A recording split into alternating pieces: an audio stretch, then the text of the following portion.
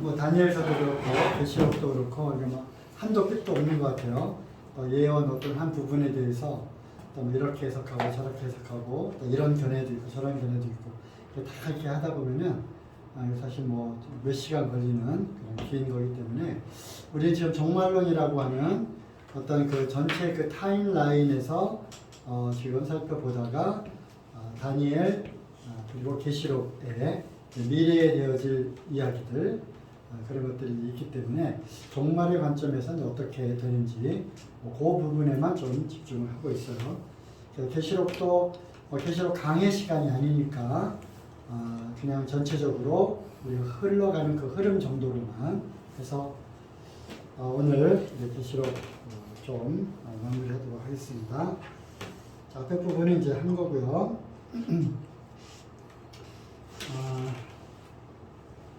맨 앞에 이제 반모섬에서 그 유배된 요한에게 예수님이 나타나신 그런 장면들 1장 그리고 2장과 3장은 아시아의 7교회들에게 편지를 써서 보내라고 했던 거고요. 예수님의 그런 나타나신 그런 형상과 그 다음에 종말에 되어질 그 일들 이것은 이제 다니엘의 70일에하고 연결을 시켜가지고 우리가 또 다니엘서에서 그 신상 또 4개의 짐승을 통해 가지고 바벨론, 또 메데 페르시아, 그다음에 헬라, 로마 그리고 마지막 우리가 살고 있는 지금 시대에 이제 이루어질 그런 일들에 대해서 살펴보았습니다. 다니엘 70일에 중에 7일에 62일에 그리고 한 일에 이렇게 7, 62, 하나 이렇게 따로따로 떼어낸 그 분명한 이유가 있다는 거죠. 그죠? 그래서 이제 그러한 사건들을 보았을 때 많은 그런 성경학자들이 이제 69일에는 예수님이 십자가에서 못 박히심으로 기름 부은 받은 자가 이제 끊어 없어질 것이며 그 예언이 성취가 된 거고 유대인들 그리고 구약의 많은 그러한 선지자들조차에게도 감추어진 이 산봉우리와 재림의 산봉우리 사이에 감추어진 소위 이제 교회 시대, 즉 이방인들이 구원을 받을 수 있는 그 기회가 열린 바로 이 은혜의 때. 이거는 뭐 유대인들에게는 상상조차 할 수 없었던 그런 일이죠. 하지만 사도 바울을 통해서 이 놀라운 이방인들도 구원을 받는 이 은혜의 경륜 이것을 깨닫고 나니까 자신이 이방인의 사도가 된 것이 이 얼마나 큰 영광인가를 생각하게 되고 그래서 이방인들에게 복음을 전하는 일에 자기의 목숨을 이렇게 조금도 아까워하지 아니하고 전한다. 그런 이야기들이 에베소서, 골로새서, 빌립보서 이런 데 나와 있는 거죠. 어쨌든 교회 시대가 감추어진 거고 그리고 이제 어느 때 시점이 되면 그 한 일에 즉 7년이 유대인들에게 약속한 그 70일에 남아있는 그 7년이 이제 이 지상에서 이루어질 거다. 그리고 이제 세대주의적인 그러한 입장에서 그리고 우리 모임이 전 천년사를 믿는다고 그랬죠. 즉 환란 전 휴거가 되고 그렇기 때문에 이 다니엘의 이 7년 이것이 오기 전에 교회가 이제 휴거가 되고 남아있는 그 기간 동안에 유대인들에게 기회가 주어지게 되는데 이때 아마 요한계시록에 여러 가지 그 종말의 심판의 그런 사건들이 일어나게 될 거다. 그리고 예수님이 재림하시면서 이때 환란기 그에 또 구원받는 그런 일들이 유대인들이 이제 깨우치고 돌아오는 유대인들이 예수님을 완전히 배척했잖아요. 우리가 십자가에 못 박은 그 나사렛 예수, 그 청년 예수가 알고 보니까 메시아였구나. 하나님의 아들이었구나 라는 것을 그들이 비로소 깨닫게 되고 그 가운데 돌아오는 즉 환란기 성도들이 있다는 거예요. 그들이 환란을 거치 통과하고 예수님이 다시 오셔서 천년왕국이 이루어지게 되고 이때 그때 사단이 결박되었다가 천년이 찬 후에 다시 잠깐 동안 놓이게 되는데 그때 이제 영적인 그런 전쟁, 하나님의 군대와 사단의 군대들이 치열한 그런 이제 전쟁을 하게 되고, 그래서 사단은 어디죠? 유황, 불목 가운데로 던져지게 되고 세상이 끝나는, 그리고 새 하늘과 새 땅이 열리는, 이것이 이제 전체적인 종말의 그런 시나리오예요. 우리가 지금 어디에 살고 있느냐? 분명히 이제 2000년의 세월이 이제 흘렀잖아요, 그죠? 그래서 아마도 이 7년 환란 그리고 휴거 이런 사건이 바로 우리 세대에 이루어질 거다라고 하는 그런 시대적인 징조들이 많이 있다는 거예요. 그런 이야기들을 지난 시간에 쭉 했었고요. 그러다가 마태복음에서 우리가 좀 멈췄는데 예수님도 요 말씀을 하셨어요. 즉 성전을 이제 성전이 무너지리라 그렇게 이제 얘기를 하면서 제자들이 주님 어느 때에 이런 일이 있겠습니까? 라고 물었을 때 마태복음 24장과 25장에 결국 앞에 부분은 이제 감람산에서 말씀이 많은 사람이 내 이름으로 와서 이르나니 그리스도라 하여 많은 사람 미혹하리라 하면서 이제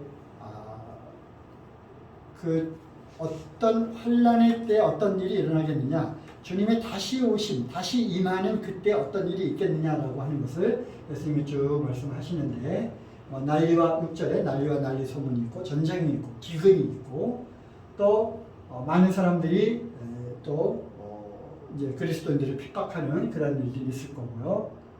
그 다음에 불법이 성하고 이러한 일들을 쭉 이야기를 하면서 이것이 이제 많은 성경학자들이 이제 7년 환란의 그 전반부에 일어날 일이라고 이야기를 합니다. 그리고 15절부터 그렇지만 너희가 선지자 다니엘의 말한다. 멸망에 가증한 것이 거룩한 곳에 선 것을 보거든. 그래서 예수님이 다니엘을 언급을 하면서 그 거룩한 곳에 멸망에 가증한 것, 즉 성전, 거룩한 곳에 있어서는 안 될 아주 가증스러운 물건이 거기에 서게 될 거다. 다니엘이 그것을 말하지 않았느냐? 그것을 잘 생각하라. 읽는 자는 깨달을 거다 하면서 7년 기간 동안에 3년 반, 그래서 아마도 교회는 휴거가 되고 이제 이 땅에 남은 유대인들에게 아마 평화조약이라고 하는 적그리스도라고 불리우는 평화의 사도, 가칭 그리스도가 여기 있다라고 하는, 그래서 평화의 사도로 가장된 어떤 인물이 나타나서 전 세계 평화를 이루는, 어느 누구도 지금까지 하지 못했던 그런 평화.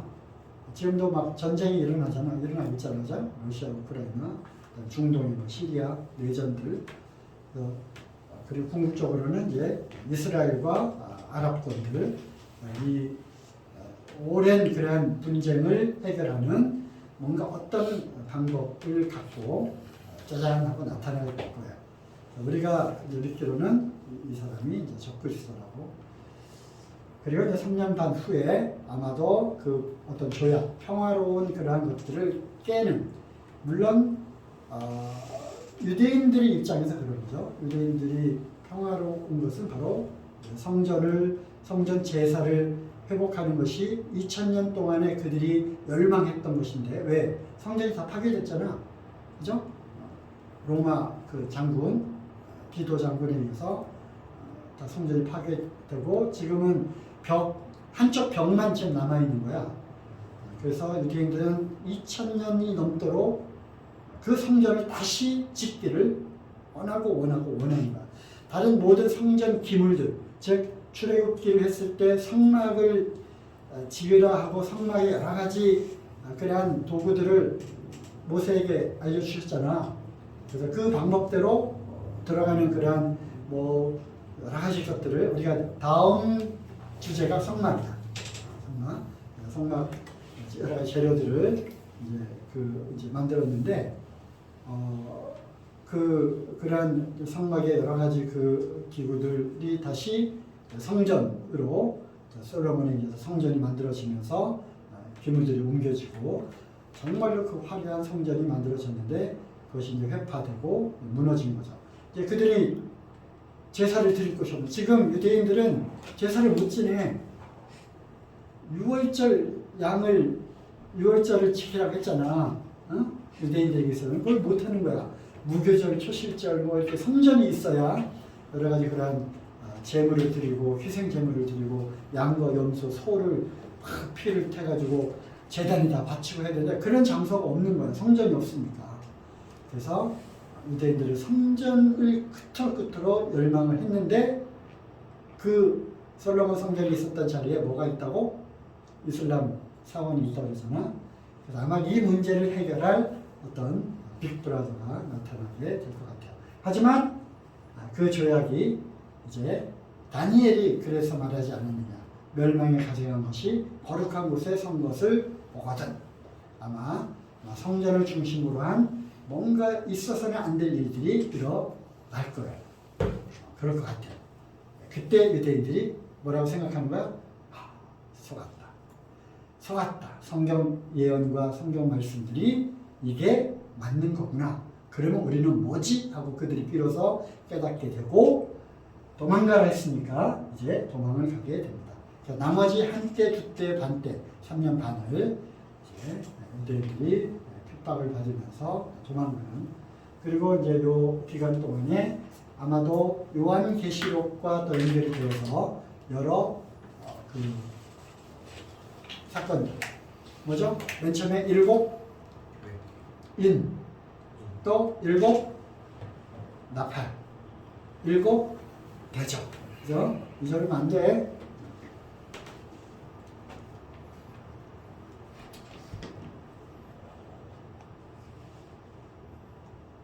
자, 75일의 인터벌이 있는데 이거는 다니엘에 보면은 한때, 두때, 반때, 즉 3년 반을 지나서 성도의 권세가 다 깨지기까지 그렇게 될 거다. 모든 일이 다 매일 드리는 제사를 폐하여 멸망하게 할 강인한 것을 세울 때부터 바로 다니엘에 나오는 말씀이죠. 예수님이 바로 이 말씀을 인용을 한 거야. 매일 드리는 제사를 폐하며 멸망케 할 가증한 것을 세울 때 그때부터 3년 여기부터죠. 3년 여기부터 1290일을 지내게 될 거다. 그리고 기다려서 1335일까지 이르는 그 사람은 복이 있으리라.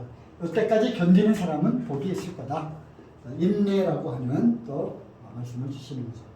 그래서 이제 한때, 두때, 3년 반 후에 약 75일의 인터벌이 있다. 그런 얘기를 하고 있는 거고요. 이거는 다 설명한 거고, 7교회. 다음에 이제 휴거가 언제 일어날 거냐? 얘기한 대로 얘기했죠. 계시록 3장 이후에 4장에 어떤 내용이 있어요? 이제 성령의 감동에 대해서 음성을 듣게 되죠. 요한에게 일이 올라오라. 2일 후에 보니까 일이 올라오라. 그래서 올라가게 되고 그 이후에는 교회. 여기에서 언급되었던 교회라고 하는 단어가 전혀 한 번도 나오지 않는다. 그래서 여러 가지 상황들을 보게 될 때 그리고 교회가 과연 환란을 통과할 거냐 아니면 환란 전에 통과할 거냐 이것에 대한 신학적 논쟁도 굉장히 많아요. 그걸 그렇겠지, 그죠? 그래서 환란을 통과할 거다. 아니면 통과하다가 중간에 3년 반 후에 그때 휴가가 일어날 거다. 아니다. 하나님의 여러 그 말씀들을 보게 될 때 화해, 환란 전에 취함을 입을 것이다. 이런 말씀도 있고 그 다음에 노아의 홍수가 났을 때 다 멸하였지만 방주에 탄 사람들은 안전했잖아. 그래서 구원받은 사람들은 이런 환란, 심판을 겪지 않는다라고 하는 여러 말씀들을 통해서 이제 우리가 믿기로는 환란 전 휴거를 우리가 믿고 있어요. 여러 가지 시험의 때를 또 면피하신다는 그런 말씀도 있고 여러 가지 말씀들이 있습니다. 그다음에 이것도 일곱 교회에 대한 그런 거고요. 휴거라고 하는 단어가 성경에 있어요, 없어요? 없어.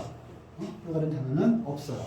다만 한자어로 우리가 휴거라는 단어를 이제 사용하고 있는데 실제로 이 단어는 취하여 감, 영어로는 캐치업, 공중으로 들림을 받는다.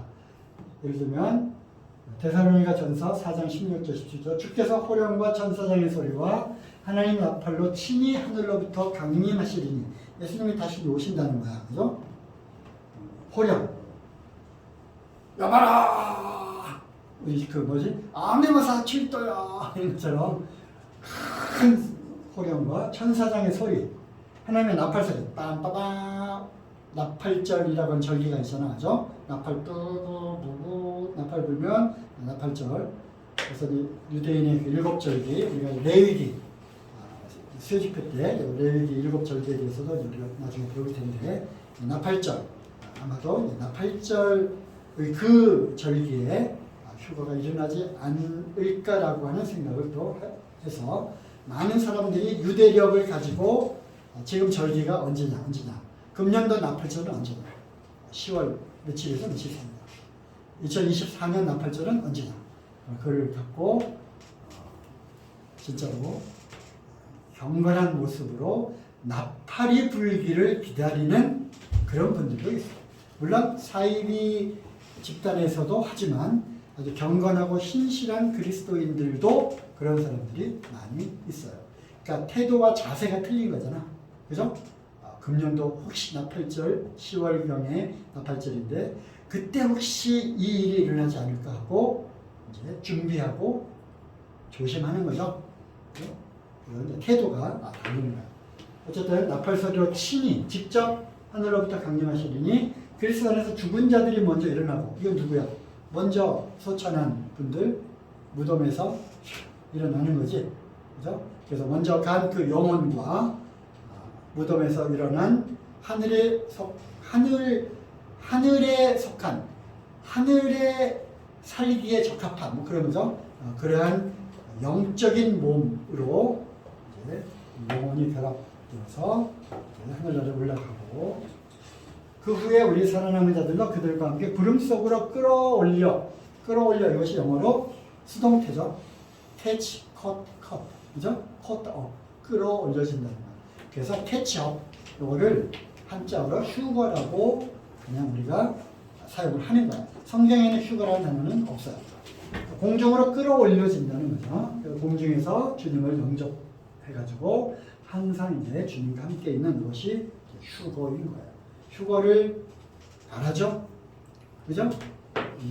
이 지긋지긋한 이 세상 빨리 가고 싶잖아. 뭐 미련이 어디 있고 아쉬움이 어디 있어. 조금 즐기지 못한 거, 조금 누리지 못한 거, 그건 아직도 세상 미련이 있다는 거고 하늘의 즐거움과 하늘의 그거하고 비교도 안 되는 거야. 그래서 빨리 휴거가 됐으면 좋겠고 내가 옛날에 정말로는 한참 공부하고 그다음에 예수님이 당장이라도 올 수 있다라고 하는 그러한 이제 믿음을 갖고 있었을 때는 밖에 가다가 트럭이 빵 하고 그냥 크락션 트럭이 빵 나잖아. 깜짝 놀랐어요. 진짜로. 이거 혹시 휴가 되는 거 아닐까. 그리고 어떨 때 집에 딱 왔는데 집에 아무도 없어. 있어야 될 사람이 갑자기 아무도 없는 거야. 어디 갔지? 덜컥 겁이 나는 거야. 무슨 겁이 나는 거야? 나만 빼놓고 휴가 되는 거야. 그러면서 생각하는 거지. 나 구원받은 거 맞나? 생각하게 되고 구원받은 거 맞는 것 같은데 그래서 이제 휴거를 통해서 예수님의 재림을 통해서 우리의 구원과 우리의 믿음과 경건한 삶과 이런 것들을 우리가 다시 돌아볼 수 있는 거예요. 휴거와 이제 재림의 차이 설명한 거고 다 이제 반복되어지는 뭐 그런 일이에요. 계시록 2장 3장에서 교회 시대에 이렇게 해서 똑같은 그림이고요. 자, 4장에 이제 계시록 1장에서 3장은 교회 이야기가 나오고 그리고 내가 본 것과 이제 있는 것과 그리고 장차 될 일을 기록하라 했는데 내가 본 것, 뭘 봤어요? 예수님이 그런 모습을 봤잖아. 그죠? 주석 같은, 눈에 불꽃 같은 그 불, 입에서는 뭐가 나온다 그랬어? 칼이 나온다 그랬잖아. 그래, 내가 본 것, 그걸 기록하라. 그고요. 그 다음에 이제 있는 일, 뭐야? 지금 현존, 그 당시에 존재하고 있는 7교회에 일어나고 있는 일들, 그걸 기록하고, 그 다음에 장차 될 일. 장차 될 일은 이제 4장 이후에 무엇이 나올 거다. 이 일 후에 이것이 이제 두 단어가 나오는데 4장 이후에 이 후에 내가 보니 하늘에 열린 문이 있는데 내가 들어봐 처음 내게 말하던 나팔 소리 같은 그 음성이 이르되 이리로 올라오라. 그래서 이것이 이후에 마땅히 될 일을 내가 너에게 보인다. 그래서 교회 시대 그 이후에 되어질 일들이 아마 상징적으로 표현된 것이 아닌가. 그리고 올라가서 이것이 휴거를 의미하는 거다.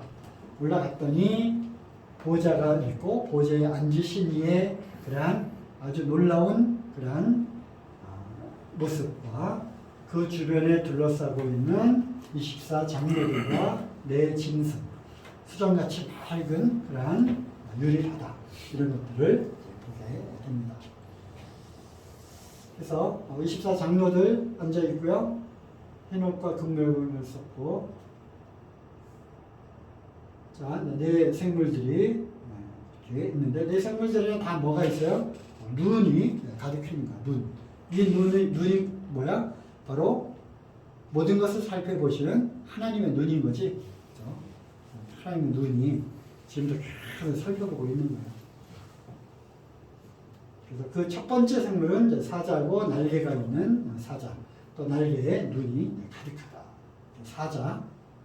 두 번째 짐승은 송아지인데 소처럼 그랬지. 여기도 눈들이 가득하고 날개가 다 있어요. 희한하게 생긴 일이죠. 넷째 생물은 얼굴은 이제 사람은 아니고 사람처럼 생긴 그런 얼굴 모양을 갖고 있고, 그다음에 넷째 생물은 독수리 같은데 6날개를 네 생물이 각각 다 6개 날개를 갖고 있고 안팎에 눈이 가득한. 그래서 이 4개의 생물이 뭐냐? 모든 생물들을 대표하는 거잖아. 가축의 대표 소, 그다음에 모든 짐승, 동물의 대표 사자, 날짐승의 대표 독수리, 그다음에 이 지상에 있는 사람, 그죠? 이 대표 사람. 하늘에 있는 것이 먼저 만들어졌을까? 땅에 있는 것이 먼저 만들어졌을까? 그런 생각해 본 적 있어요? 그래서 우리가 생각할 때 하늘에 올라갔다가 그죠? 야, 하늘나라에 이런 것도 있네 라고 생각하는 게 맞는 건지, 아니면 땅에 하나님이 만드신 모든 형상들이 하늘에 있는 것의 모형, 그것이 맞는 건지, 뭐가 맞는 것 같아? 이런 생각 해본 적 있어요? 그래서 우리가 에스겔서도 그렇고 계시록도 그렇고 참 희한한 생물들과 희한한 모양이 하늘에 있잖아. 그죠? 근데 그게 희한한 게 아니라 사실 그들이 볼 때는 우리가 희한한 거지. 우리가 비슷한 모양으로 하나님이 사람을 만들었네? 이렇게 하는 거야. 우리와 비슷한 모양으로 날짐승을 만들었네? 이렇게 생각할 수 있다는 거야. 그죠? 생각을 우리가 다르게 해야 되는 겁니다. 에스겔서에 보면은 에스겔도 이게 참 비유와 상징이 참 많아요. 그래서 하나님의 보좌를 둘러싼 네 생물이 있는데 여기 나오는 생물이 봐봐요. 날개가 다 있고요, 물론. 다리는 것 발바닥은 송아지, 소가 있고요. 사람의 모양이 있고, 그 다음에 날개가 있는 독수리 모양. 그죠? 그 모양이 사람의 형상, 송아지, 네. 그리고 이제 바퀴 안에 또 뭐 이렇게 돌아가면서 이제 눈들이 있고, 그래서 아마도 그 에스겔이 본 그 환상, 하늘에 있는 그 생물의 그런 모습과 요한이 가서 본 네 생물의 모습이 아마 동일한 생물의 모양을 그렇게 표현을 한 것이 아닌가 이렇게 생각을 합니다. 네. 그리고 우리가 이제 네 복음, 사복음서를 뭐 마태, 마가, 누가, 요한 이렇게 볼 때 마태는 유다지파의 사자, 그다음에 마가복음은 종의 모습으로 오신 그래서 소, 그다음에 누가복음은 사람의 인자, 사람의 모습으로 오신 분, 사람, 그다음에 요한복음은 독수 같은 하나님의 아들. 그래서 네 개의 복음서가 또 이렇게 비유되기도 합니다. 그룹과 스랍이라고 하는 그러한 영물들이 있죠. 물론 이들을 천사라고 볼 수도 있고, 또 천사는 또 따로 있다고 보는 그런 견해도 있고요. 스랍은 6날개가 있고, 그룹은 4개의 날개가 있습니다. 에스겔이 그룹을 보았고, 또 성전 그룹의 형상을 따가지고 이렇게 술을 놓기도 하고, 또 언약궤, 법궤를 탁 이렇게 덮고 있는 거는 그룹이 날개를 서로 맞대면서 얼굴은 그 시은좌, 속죄소를 향해서 이렇게 향하고 있는 그룹. 스랍은 6날개로 2개는 얼굴을 가리고 2개는 몸을 가리고 다리와 몸을 가리고 2개로 나누며 거룩하다 거룩하다 거룩하다 이사야서에 나오는 거죠.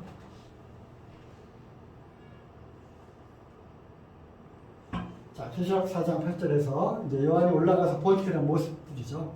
거룩하다 거룩하다 거룩하다 주 안에 있고 전능하시며 전에도 계셨고 이제도 계시고 전차 실자 수정과 같이 맑은 유리바다. 24장로, 여기 이제 보좌에 24 그 자리가 있고, 거기에 장로들이 딱 앉아 있는데, 바로 24장로가 도대체 뭐냐? 했을 때, 이제 많은 또 성경 해석이 또 있을 수 있겠죠? 그렇죠? 24장로는, 하나님의 제사장으로서 다윗 시대의 제사장을 24반차로 나누어서 이렇게 봉사의 직무를 맡았던 그 24를 볼 때, 어쨌든 하나님의 제사장입니다. 그리고 장로는 교회의 대표를 뜻하는 어떤 집단으로 볼 수 있다. 그래서 24장로는 아마도 하나님의 제사장으로서 이제 장차 우리가 올라가게 될 그 교회를 의미하는 것이 아니겠느냐 이렇게 생각을 합니다. 자, 넘어가고 또 내가 보니 보좌와 네 생물과 장로 사이에 한 어린 양이 서 있는데 일찍 죽임을 당한 것 같아요. 예수 그리스도에 대한 어떤 모습이죠. 뿔이 7개고 그 뿔에 7 눈이 있고 이 눈들은 온 땅에 보내시면 하나님의 7 영이더라.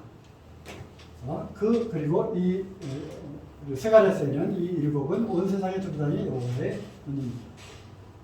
어린 양이 이제 나오는 거예요. 요한이 천만만 천사들이 보좌가 있고 생물들이 있고 또 장로들을 둘러서 많은 천사의 음성이 있으니 그 수가 천천이요 만만이요 천천이다. 그리고 무엇을 노래합니까? 죽임을 당하신 어린 양이 능력과 부와 지혜와 힘과 존귀와 영광과 찬송을 받으시기에 지극히 합당합니다라고 이제 경배를 드리는 찬양을 드리는 그런 모습이 나오죠. 우리도 동일하게 예배 시간에 죽임 당하신 어린 양을 향해서 예수 그리스도를 향해서 나의 주님을 향해서 이렇게 찬양과 경배를 드려야 되겠죠? 그죠?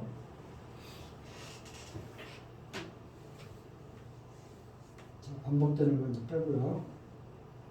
자, 이제 일곱 인, 그래서 이 인을 도대체 이 인을 뗄 사람이 누가 있냐? 아무도 없다. 그래서 내가 막 울고 있으니까 또 알려주잖아요.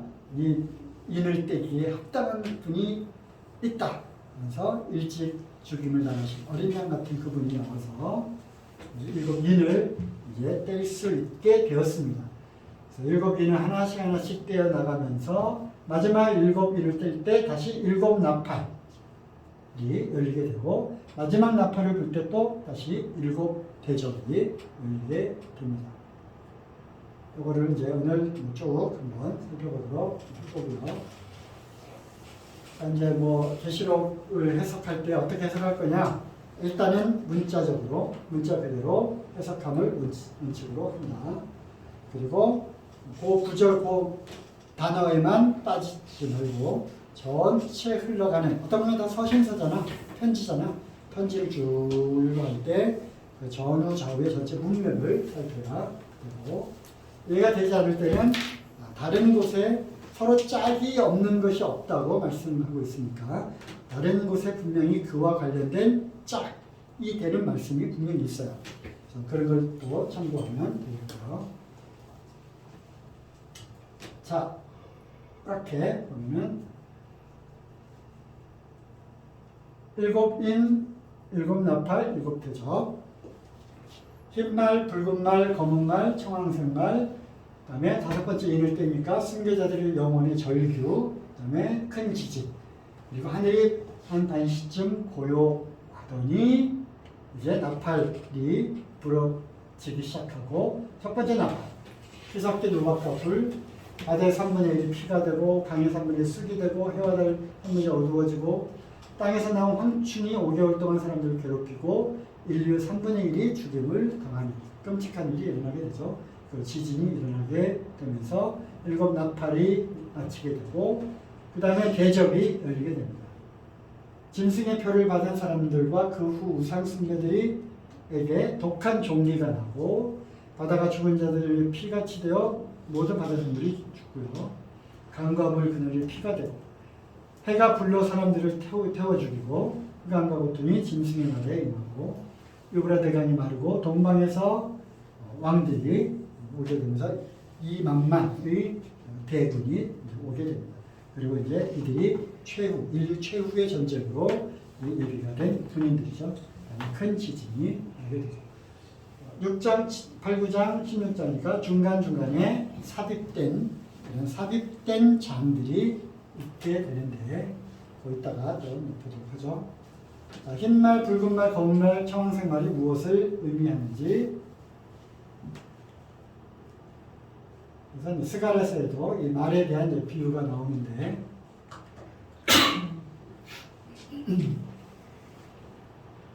인을 떼시는 모습이고 자, 흰말은 그때는 활을 가졌고 멸류관을 받고 나아가서 이기고 또 이기가 한다. 그래서 이거는 거짓 이 흰말 일탄 사람 예수님을 가장한 적그리스도의 모습으로 나타나는 거예요. 그렇죠?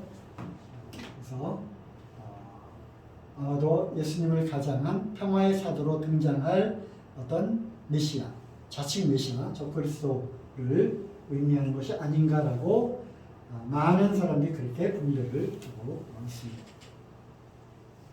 그 다음에 붉은 말이 나오자 그 탄자가 허라고 땅에서 화평을 제하여 버리고 서로 죽이게 하고 또 큰 칼을 받았더라.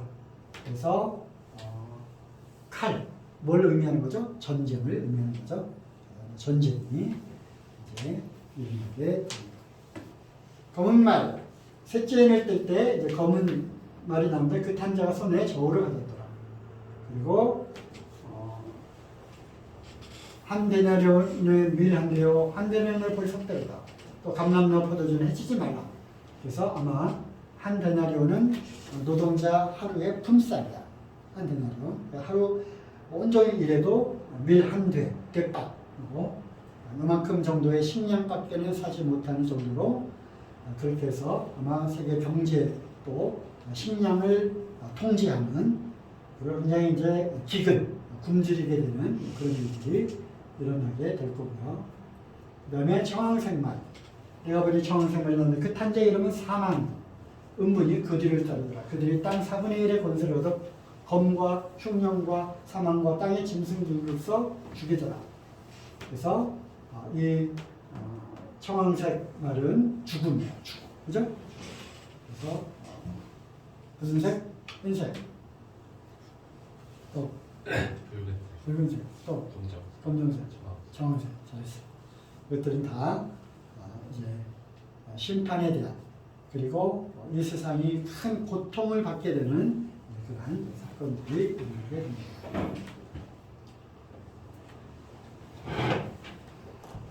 그 하나님께서 세상을 심판하시는 그리고 이스라엘을 징계하고 벌 주시는 그러한 방법이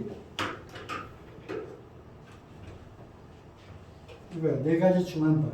에스겔에서 나왔더니 검, 전쟁, 기근, 굶주림, 사나운 짐승, 그리고 전염병, 역병 이러한 것이 하나님께서 이스라엘 백성들에게에도 징계의 방법으로 주시는 도구다. 그래서 하나님 이런 도구, 이런 방법을 이용해서 세상을 이제 심판을 하게 됩니다. 다음에 다섯 번째 인을 때니까 다섯 번째 인을 때 시던 내가 보니 하나님의 말씀과 그들이 가진 증거로 말미암아 죽임을 당한 영혼들이 제단 아래에서 큰 소리로 불러있기 때문에 거룩하다 힘드신 제 대주자 땅에 거하는 자들을 심판하여 우리 피를 갚아주지 아니하시기를 엄격하게 하게 하시나이까. 순교자들이 그 피가 막 소리를 지르는 거야. 우리의 원수를 갚아주세요. 그런 일이 있게 되고요. 여섯 번째 인을 때니까 어떻게 돼? 큰 지진이 일어나고 검은 펄로 짠 상복, 총담같이 검어지고 다른 온통 피같이 되는 해가 검어진대. 달이 어떻게 된대? 핏빛으로 된대요. 그것이 여섯 번째 인을 뗄 때 일어나고 그 다음에 이어서 하늘의 별들이 무화나무가 대풍에 흔들려 설리은 열매가 떨어진 것 같아 땅에 떨어지며 하늘의 별들이 땅에 떨어지는 거야. 그래서 많은 사람들이 또 이런 얘기를 하더라고요. 이 별이 과연 수억 광년 떨어진 그리고 태양보다 더 큰 태양계를 집어삼킬 만한 그러한 크기의 별들인가 이렇게 그거에 대해서 의문을 갖고 있는 사람들이 생기기 시작했어요. 별이 과연 그렇게 멀리 떨어져 있고 큰가? 그럼 별이 하나 떨어지면 지구 박살내는 거잖아, 그지? 어쩌면 별은 그렇게 멀지 않은 곳에 그렇게 크지 않은 그런 크기의 광명치로 하늘에 달려 있다. 그렇게 주장하는 그런 사람들도 있어요. 어쨌든 하늘의 별들이 떨어지게 되고 하늘은 종이축에 말리는 것이 떠나가고 종이축이 말리는 것처럼 떠나가고 종이축이 말리는 게 어떻게 하는 거야? 종이를 말았다가 탁 놓으면 탁 풀어지잖아. 그지? 종이 말아봤어? 종이 똘똘똘똘 말아가지고 딱 놓으면 탁 풀어지잖아. 그처럼 하늘이 탁 해서 떠나간다.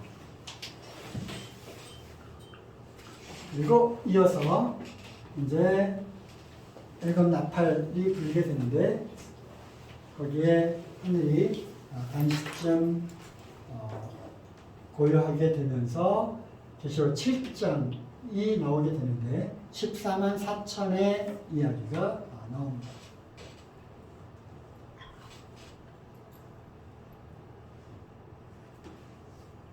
여기 요 사이에 삽입된 장이죠. 14만 4천. 14만 4천.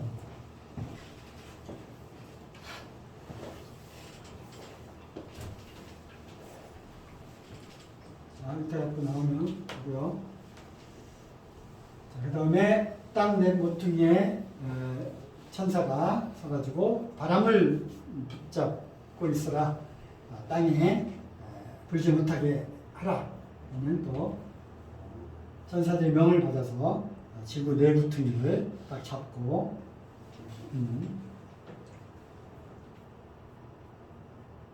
지구가 둥근데 네 모퉁이가 어디 있나 모르겠네. 그래서 이제 평평지구론을 이야기하는 사람들이 이러한 말씀들을 또 인용을 하죠. 자, 결실에서 내가 입맞은 자들의 수를 들이 이스라엘 자손의 각 지파 중에 입맞은 자들의 수가 14만 4천이다. 이들은 여기 인을 받았으니까 해치지 말라. 근데 바로 이 14만 4천. 여기 누구야? 이스라엘 자손의 각 지파 중에서. 이것이 문자 그대로냐? 상징적이고 비유적인 거예요. 이건 뭐 같아요? 문자 그대로겠죠, 그죠? 이스라엘 땅의 지구는 이제 그 교회는 휴거가 되고 남은 그 사람들, 유대인들 중에 유대인들은 다 자기 지파가 있잖아, 그죠? 레위 지파, 리바이스, 청바지 만드는 레위 지파고요. 다 지금도 유대인들은 자기의 그 혈족과 혈통을 굉장히 중요하게 생각을 하잖아. 그래서 12지파 중에서 14만 4천 명이 나오게 되는데 신천지 같은 데서 이거를 자기네들 신천지를 따르는 사람들 중에 14만 4천이 있다. 그렇게 얘기를 하는 거잖아. 그러니까 그렇게 이단인 거지. 그래서 신천지로 와라. 그래서 신천지의 그 지파를 르우벤 지파, 시므온 지파, 지금 그렇게 자기들 지파 이름을 부르고 있어요. 그래서 어느 지역 무슨 지파, 어느 지역 무슨 지파 해가지고 그래서 거기에 14만 4천 안에 들어와야 구원을 얻는다라고 이야기를 하고 있죠. 자기네들이 유대인도 아니면서.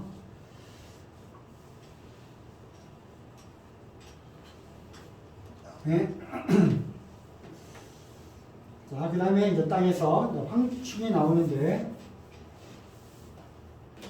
이마에 하나님의 하나님의 인침을 받지 아니한 사람들만 해쳐라. 그러나 사람을 죽이지는 말고 5달 동안 괴롭게만 해라. 그래서 이제 황충이 나와가지고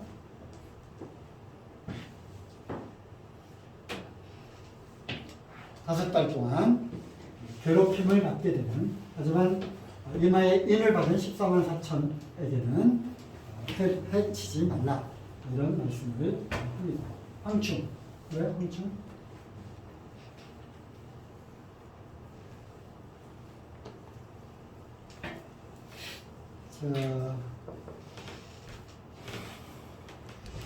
자, 또 내가 보니까 어린 양이 시온산에 있었고 그와 함께 14만 4천이 서 있는데 그들의 이마에는 어린 양의 이름과 그 아버지 이름을 쓴 것이 없더라. 이 사람들 여자와 더불어 더럽히지 않냐고 순결한 자라. 어린 양이 어디로 가든지 따라가는 자들이니 사람 가운데 성령을 받아 처음 익은 열매라 하나님과 어린 양에 속한 자들이 그 입에 거짓말이 없고 흠없는 자들이라. 그래서 12지파에 얼마를 곱해야지? 14만 4천 1200? 1200명씩 14만 4천. 자, 환난 중에 이 사람들은 환난 가운데서 이제 구원받은 성도들이에요. 이스라엘 12지파 나왔는데 계시록에 나오는 이름이 좀 나오는데 거기 단지파만 빠졌어요. 단지파.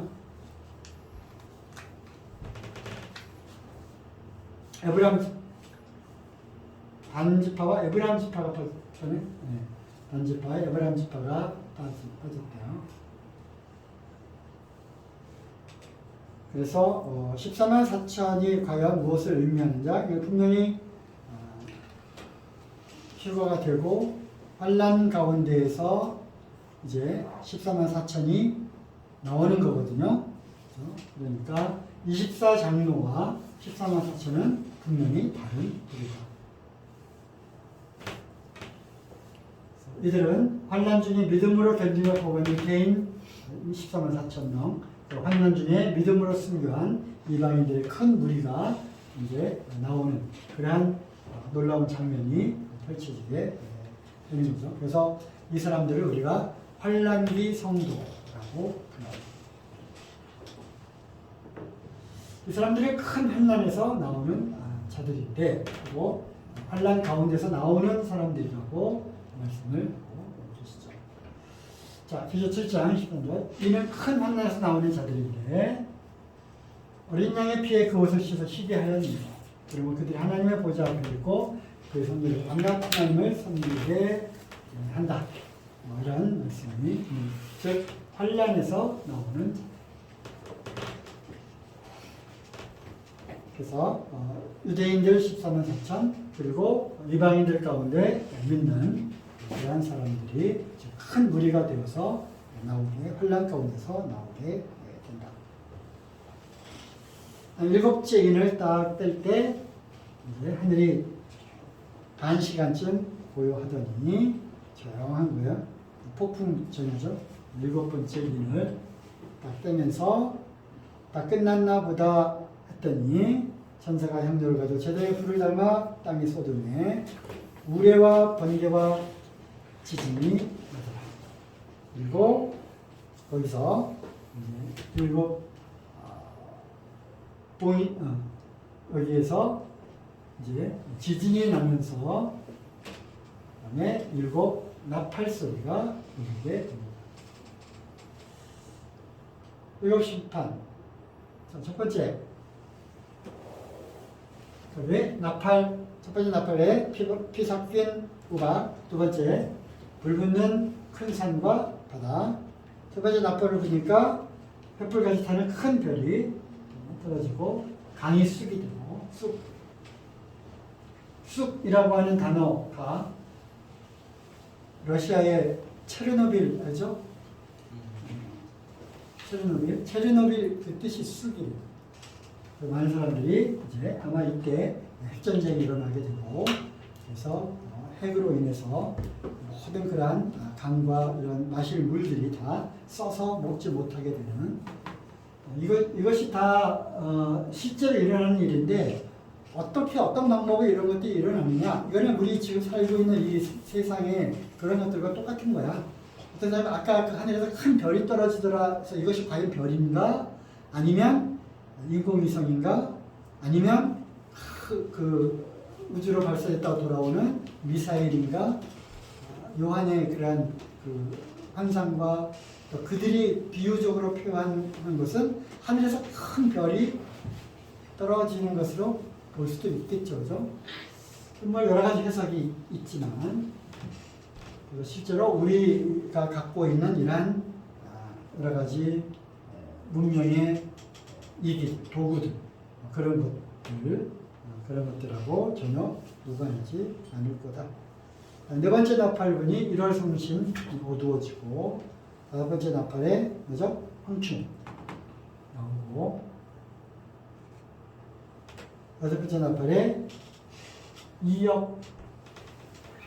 2만만 즉 2억의 마병대가 유브라데 이 강을 넘어서 오게 되고 일곱 번째 나팔을 부니까 다시 끝이 아니라 일곱 대접의 심판이 또 남아 있어서 화로다. 이제 분석을 해보면 처음 네 나팔은 자연환경에 타격을 주는 거고 다음에 세 개 나팔은 인간들에게 치명적인 타격을 주는 그런 나팔이다. 그와 관련된 영상의 형태로 첫 번째 나팔, 두 번째 나팔 바다가 다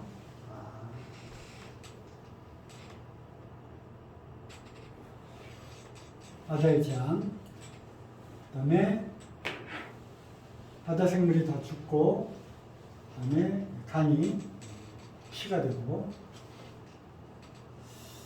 그래서 여기도 이제 이분들도 뭐 이러한 일을 한 거잖아. 지금 우리가 살고 있는 환경이 뭐 오염이 되거나, 그죠? 또 죽은 시체로 물을 먹을 수 없다던가 오염되는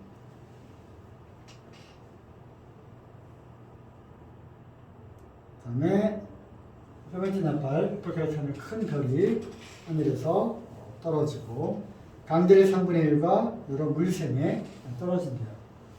강과 물에 큰 별이 떨어진다. 핵폭탄이 떨어지는 것은 아닌가 이런 생각도 해보죠. 왜냐하면 써서 먹지 못하게 되니까. 쑥. 이 별의 이름은 큰 쓴 쑥이다. 물의 3분의 1이 쓴 쑥이 되면 그 물이 쓴 물이 되므로 많은 사람들이 죽더라. 그래서 히로시마에 원자폭탄 떨어졌을 때 사람들이 먹을 물이 없어가지고 이제 물을 먹고 그 물이 다 오염되잖아. 오히려 물을 먹고 죽는 거죠. 해와 달의 별들이 3분의 1로 어두워지고 네 번째 나팔. 다섯 번째 나팔.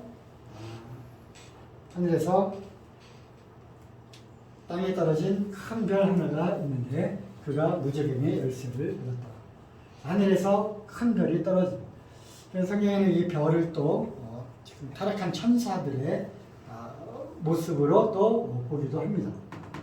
그래서 하늘에서 타락한 천사가 와서 무저갱을 여는 그런 열쇠를 받게 되는데 예수님께서 사단이 타락한 천사가 하늘로부터 번개같이 떨어지는 것을 내가 보았노라. 그래서 우리가 루시퍼라고 하는 루시퍼는 타락한 천사잖아. 그죠?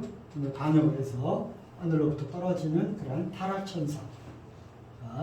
그래서 아마 별이 탁 떨어진다는 얘기는 아마 그 타락한 천사들이 지상으로 내려오는 것은 아닌가 이렇게 생각해 볼 수가 있어요. 그들이 무저갱을 그 중에 하나가 바로 이제 루시퍼 또는 그들의 그 우두머리가 무저갱을 여는 열쇠를 받고 무저갱 키를 여니까 연기가 확 나면서 거기에 있던 황충들이 이제 나오게 되는데 그 연기 가운데 땅 위에 황충들이 나오는데 그들이 땅에 있는 전갈의 권세와 같은 큰 권세를 받았다. 그래서 황충의 모습을 그릴 때 전갈의 그 꼬리 같은 독침이 있는 그런 모양으로 그리게 되죠. 무저갱. 지금 무저갱이 어디 있지? 지구 땅 속에 있잖아. 무저갱. 응? 끝이 없는 이 땅 속. 응?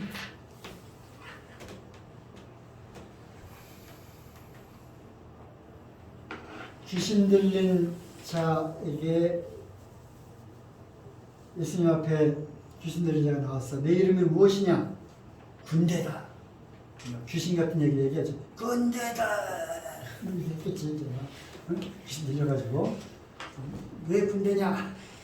엄청나게 수가 많으니까 군대지. 하면서 이제 했을 거야. 귀신아 나와라. 그러니까 버티다가 돼지떼 속으로 들어갔죠, 그죠? 어떤 귀신 들자는 아니 나는 당신이 누구인지 아는데 당신은 하나님의 아들 나사렛 예수 아니냐? 우리 때가 아직 다 안 됐는데 왜 벌써 왔냐? 뭐 이런 거야. 교수님이 이 더러운 귀신아, 그래서 나가라. 나를 딴 데로 보내지 말고 무저갱 속으로 보내달라고 그렇게 해요, 귀신이. 그래서 무저갱 속으로 들어가라. 무저갱 속으로 지금 들어가 있는 거야. 그런 귀신들이 지금 무저갱 속에 들어가 있어요. 그것들이 이제 이 열쇠가 열리면서 더러운 귀신의 영물이 황충이라고 하는 모습 또는 황충으로 비유된 뭔가 그냥 괴롭히고 복침으로 쏘는 듯한 그러한 모습으로 이제 엄청난 수의 황충들이 나오게 됩니다. 무시무시하지? 무저갱은 특별한 귀신들, 어떤 특별한 귀신들, 타락한 천사들을 가두어 놓은 거예요. 예수께서 내일은 무엇이냐 그런 일을 군대다 이 많이 시도 무적행으로 들어가라 하지 마시기를 간거든. 우리 제발 무적행으로는 우리 보내지 마십시오. 그러니까 그들은 무적행에 지금 누가 갇혀 있고 무적행이 어떠한지를 그냥 아는 거야.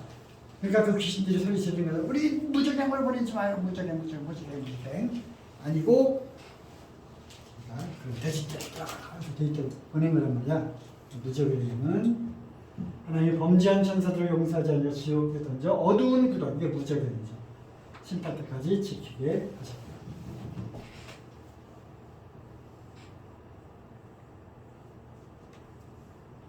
용을 잡은 일과 렉뱀며 마귀와 사탄이나 잡아서 천년 동안 결박하여 무적행에 던져 넣어주고 동안 천년이 차도록 다시 인도했는데 그 외에는 반드시 잠깐 인도. 그래서 그 하늘에 전쟁이 일어나가지고 이제 용을 잡아서 용을 또 어디다 집어넣어? 무적행에다가 집어넣는 거. 그리고 그러니까 다시 잠깐 일어나가지고 활동을 하게 되죠.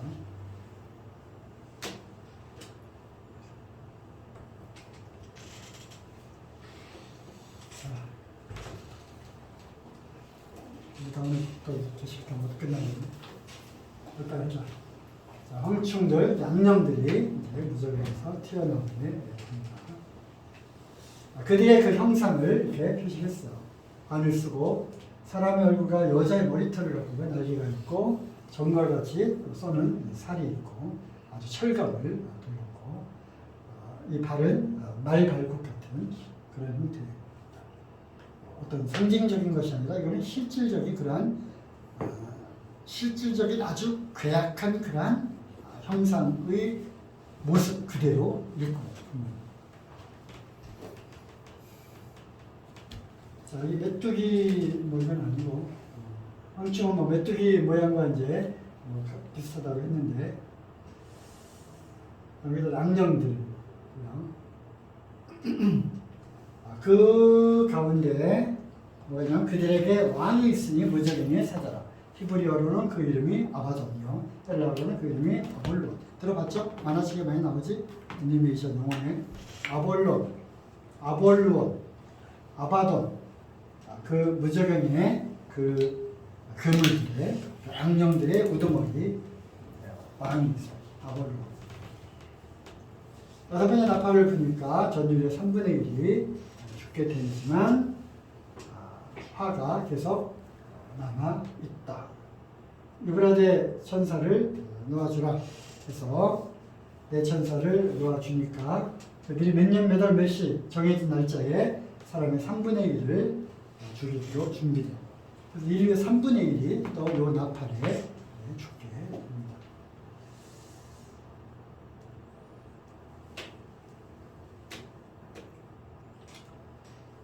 그래서 아마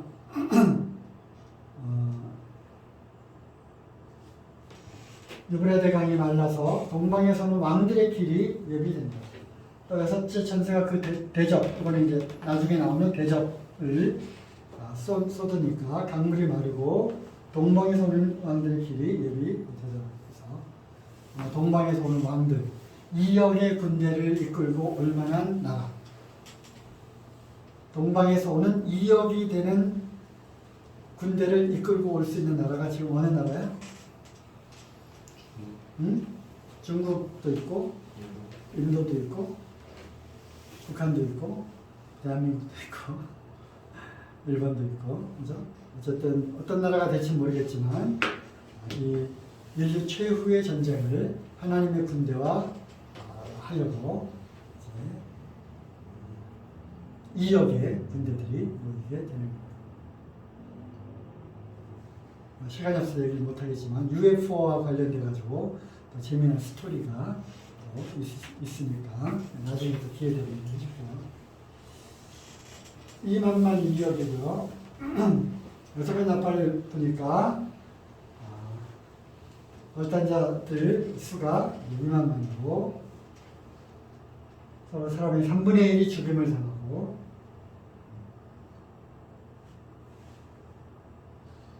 2억의 군대가 전쟁을 하고 인류 3분의 1이 죽게 됩니다. 전쟁의 그런 살상이 되고 이것이 실질적인 짐승인가 아니면 뭔가 요즘에 그 전쟁 무기들 많이 수출한다고 그러잖아, 그죠? K9 그러한 모습. 거기에다가 요즘은 그 로봇이 막 걸어다니면서 총도 쏘고 그러잖아, 실제로. 그 무슨 다이나믹스인데 현대에서 그걸 인수했잖아, 그죠? 제주도 넘고 그런 로봇 AI. 그래서 사람이 아니라 어떤 로봇 군대들이 동원되는 것은 아닌가 이런 생각을 또 해보게 되죠. 그것이 2030년, 2050년 정도 되면 가능해지겠죠. 그죠? 분명히 이러한 모습으로 묘사된 이런 형태가 분명히 어떤 우리가 지금 이루고 있는 그런 문명 기술들로 분명히 성취가 되지 않을까 합니다.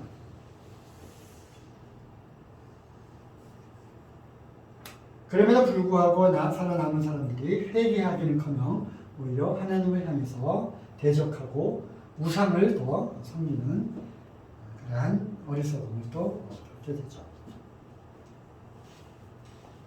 그 다음에 7 대접이 나오게 되는데 거기에 또 삽입되는 그러한 구절들이 있어요. 7 대접 시간이 없으니까 빨리 보면 그 삽입 구절 중에 두 증인이 일어나서 1260일 동안 예언을 하게 되는데 3년 반이죠. 이때 하나님의 심판을 경고하고 이때 유대인들이 이 말을 듣고 돌아오게 되는데 과연 누구의 말을 그들이 들을까? 그래서 많은 사람들이 모세와 엘리야의 그러한 말은 그들이 분명히 들을 것이다. 그죠?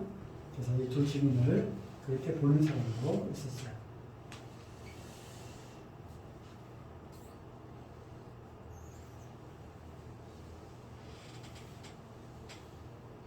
자, 7 대접으로 가겠습니다.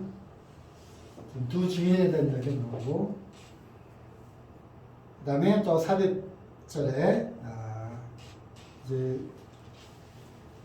여자가 나오고 여자가 이제 아이를 낳게 되는데 그 아이가 이제 쫓겨가게 되죠. 그래서 그 아이가 과연 누구냐? 그래서 그 짐승에 쫓기는 그 남자 아이, 그는 바로 이스라엘이다. 그래서 이스라엘이 이제 짐승, 즉 적그리스도의 핍박을 받아서 1260일 동안 이제 숨어 지내게 되는 그런 일을 이렇게 말하는 것이다. 이렇게 이야기를 합니다. 자, 좀 지나고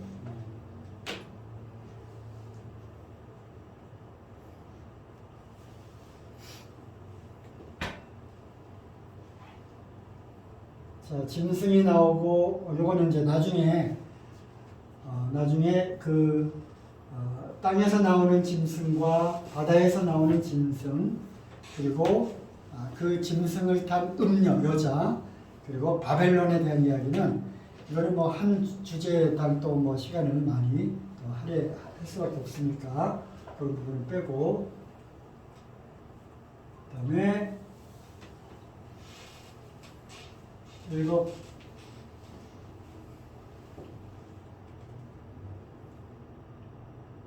계시록 다 하려면 몇 달 걸리겠다. 짐승에 관한 이야기예요. 적그리스도.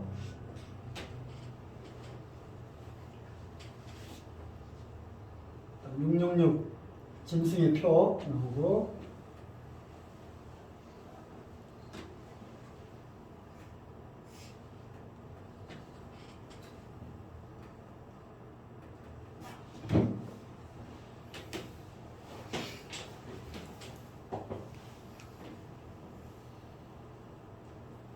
자, 7 대접이 이제 준비가 되고 천사들이 대접 하나를 쏟을 때마다 이제 이 지상에 펼쳐지는 엄청난 재앙들을 이야기를 드립니다.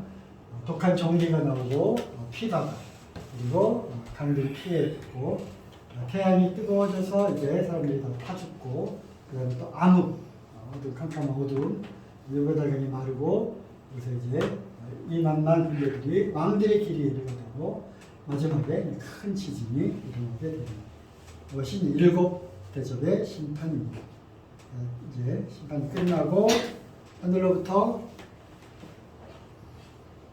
예수님께서 이제 흰 말을 타고 충신, 진실이라고 하는 이름 하에 예수님께서 오셔서 이제 승리하시고 이 땅에 사단을 결박해서 모든 죽은 자들이 다 메워주고 그 다음에 사망과 음부와 짐승을 따르는 자들과 다 어디에 빠쳐져요? 불못 가운데로 이제 던져지게 되고 세상이 다 이제 심판되고 정리가 된 다음에 이제 엄청나게 많구나.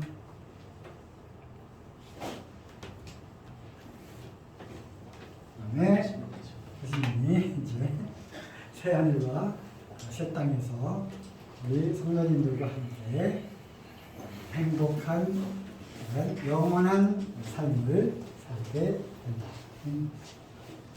계시록 마지막 말씀은 주 예수님의 은혜가 모든 자들에게 있을지어다. 아멘.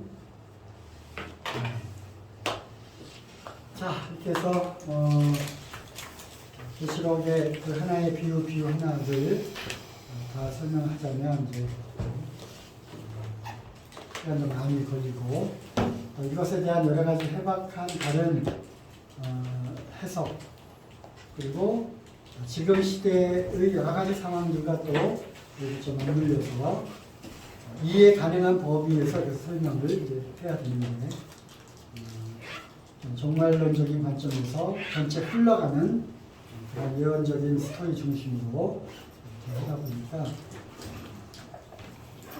그냥 이것으로 계시록에는 이러한 이야기들이 이렇게 기록되어 있고 또 예수님 오셔서 이제 세상을 심판하실 것이고 그때가 얼마 남지 않았다고 하는 그런 경각심을 갖는 것으로 종말론과 관련된 그런 것들은